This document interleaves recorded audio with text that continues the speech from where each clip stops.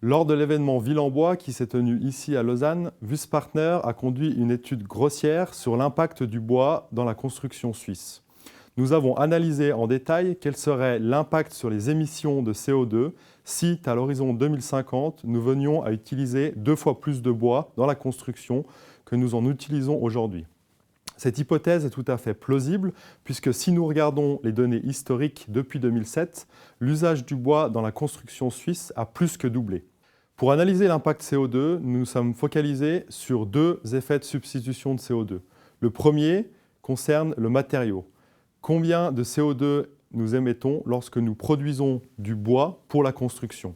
Nous allons aussi prendre en compte dans cet effet de substitution les émissions de CO2 lors de la démolition du matériau à la fin du cycle de vie du bâtiment. Le deuxième effet de substitution est celui de l'énergie. Lorsque nous produisons du bois, nous avons des résidus que nous pouvons ensuite utiliser comme combustible.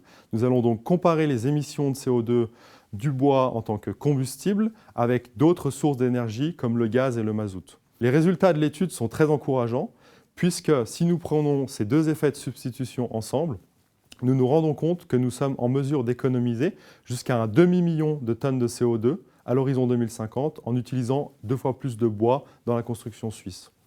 Ce chiffre est important puisqu'il représente près de 200 000 habitations suisses chauffées au gaz ou au mazout. C'est également 1,2% de l'inventaire suisse des gaz à effet de serre. En résumé, pour simplifier cette étude, si, à l'horizon 2050, les maîtres d'ouvrage suisses sont amenés à utiliser 2 fois plus de bois dans la construction qu'ils n'en utilisent aujourd'hui, nous serons capables de réduire les émissions de gaz à effet de serre de l'ordre de 1%.